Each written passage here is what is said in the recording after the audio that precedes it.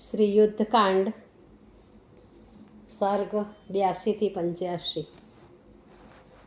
રામ અને લક્ષ્મણ વાનરો અને રાક્ષસોનું યુદ્ધ જોઈ રહ્યા હતા। તેમની મોટી મોટી ગર્જનાઓ સાંભળીને રામે જાંબવાનને પૂછ્યું, હે જાંબવાન, સંગ્રામ ભૂમિમાં મોટો કોલાહલ સંભળાય છે, એટલે જરૂર હનુમાનનું કોઈ મોટું પરાક્રમ હશે। તું હનુમાનની સહાયમાં જલ્દીથી જા। રામની આજ્ઞા થતાં જ જાંબવાન પોતાનું સૈન્ય લઈને રણભૂમિ તરફ ગયો, પણ સામે જ હતાશ થયેલ હનુમાન વાનર સૈન્ય સાથે પાછો આવતો મળ્યો। હનુમાને જાંબવાનને પણ પાછો વાળ્યો અને બધા રામ પાસે આવ્યા। હનુમાને ગદગદ સ્વરે રામને કહ્યું, અમે સંગ્રામમાં યુદ્ધ કરી રહ્યા હતા, ત્યારે અમારી નજરની સામે ઇન્દ્રજીતે તેના રથમાં સીતાને લાવીને મારી નાખ્યા। સીતાની આવી હાલત જોઈ અમારા ચિત્ત હાથમાં રહેતા નથી, અમને બહુ શોક થાય છે।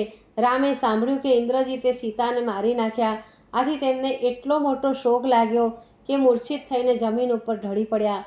દેવ સમાન રામને જમીન પર ઢળી પડતા જોઈ વાનરો તેમને ભાનમાં લાવવા પ્રયત્નો કરવા લાગ્યા। ત્યારે લક્ષ્મણ પોતાના ભાઈને આશ્વાસન આપવા લાગ્યો, હે ભાઈ, તમે હંમેશા ધર્મ અનુસાર જ આચરણ કરો છો, પણ ધર્મ તમને દુઃખમાંથી ઉગારી શકતો નથી, તો શું ધર્મનો આધાર નિષ્ફળ માનવો? આ સૃષ્ટિમાં સ્થાવર જંગમ જગત નજરે દેખાય છે, પણ ધર્મ ક્યાંય જોવા મળતો નથી। મને શંકા જાય છે કે ધર્મ નામની કોઈ ચીજ છે જ નહીં।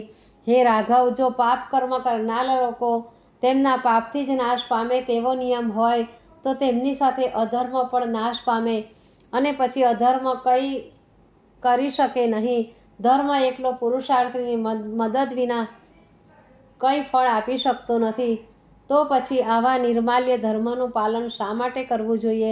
જો ધર્મને પુરુષાર્થનો સહાયક માનતા હો તો હવે પુરુષાર્થ કરવા તત્પર થાવ। હે ભાઈ, પુરુષાર્થયુક્ત ધર્મ કરવાથી જ શત્રુનો નાશ થાય છે, આવો મારો મત છે। આમ કહી લક્ષ્મણ રામ સામે જોવા લાગ્યા। હે રાઘવ, હવે તમે સાવધ થાવો, તમે તારા આત્માની મહત્તા યાદ કરો, તમે સચ્ચિદાનંદ સ્વરૂપ છો। જનક તજાયાના વધથી હું કોપાયમાન થયો છું, તેથી મેં આ ધર્મ અધર્મનો પ્રલાપ કર્યો છે, પણ હવે મને આજ્ઞા આપો તો હું રાક્ષસોનો વધ કરી તમને શોકથી મુક્ત કરું। તે સમયે વિભીષણ લંકાના દરવાજા પર સૈન્યને ગોઠવી રહ્યો હતો, તે ત્યાં આવ્યો। વિભીષણ સાથે તેના ચારેય સાથી પણ હતા। બધાને શોકમગ્ન થયેલા જોઈને તેણે કહ્યું કે શું બનવા પામ્યું છે? ત્યારે લક્ષ્મણે જવાબ આપ્યો કે સીતાનો ઇન્દ્રજીતે વધ કર્યો તેવા સમાચાર હનુમાન પાસેથી સાંભળી રામ મૂર્છિત થઈ ગયા છે। વિભીષણ ઇન્દ્રજીતની માયાને જાણતો હતો, તેણે રામને કહ્યું કે હે રામ, સીતાના વધની વાત તો એકદમ ખોટી છે। દુરાત્મા રાવણને સીતા પર એટલી બધી આસક્તિ છે, તે કોઈ કાળે સીતાનો વધ કરે નહીં કે કરવા પણ ન દે। રાવણે સીતાને એવી જગ્યા પર રાખ્યા છે કે તેના દર્શન પણ કોઈ કરી શકે નહીં, પછી રણભૂમિમાં તો ક્યાંથી આવે? આ તો માયાવી ઇન્દ્રજીત વાનરોને મોહ લગાડીને ચાલ્યો ગયો છે। તેણે સાચી સીતાનો નહીં પણ માયાવી સીતાનો વધ કર્યો છે। તમે શોક મૂકીને ઊભા થાવ, અહીંથી જઈને ઇન્દ્રજીત એક ભયંકર પ્રયોગ કરી રહ્યો છે।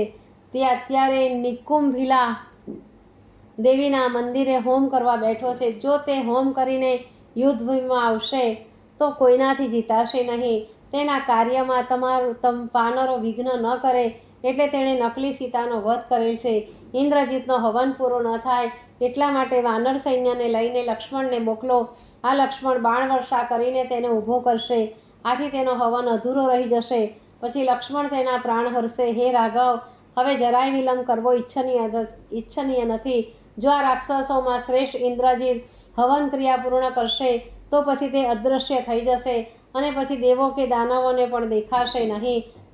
તેને પરાજિત કરવાનું કાર્ય પછી દેવોને માટે પણ અશક્ય બની જશે। વિભીષણની વાત સાંભળીને રામ એકદમ ઊભા થઈ ગયા અને બોલ્યા કે હું જાણું છું કે તે રાક્ષસ બુદ્ધિમાન છે અને બ્રહ્માસ્ત્રનો પ્રયોગ પણ જાણે છે। તે માયાવી છે અને જ્યારે અદૃશ્ય બની આકાશમાં રહી યુદ્ધ કરે છે ત્યારે તેને જીતવો પણ મુશ્કેલ છે। હે લક્ષ્મણ, તું સત્વરે હનુમાન, જાંબવાન વગેરેને સાથે લઈને સૈન્ય સાથે દેવીના મંદિરના દરવાજે જઈને ઇન્દ્રજીતને હવન કરતો અટકાવ, નહીંતર રાવણને મારવો ભારે પડશે। માયાનો જાણકાર વિભીષણ પણ તારી સાથે આવશે અને તેનો વધ કરવાને અજબનું પરાક્રમ તું કર ભાઈ.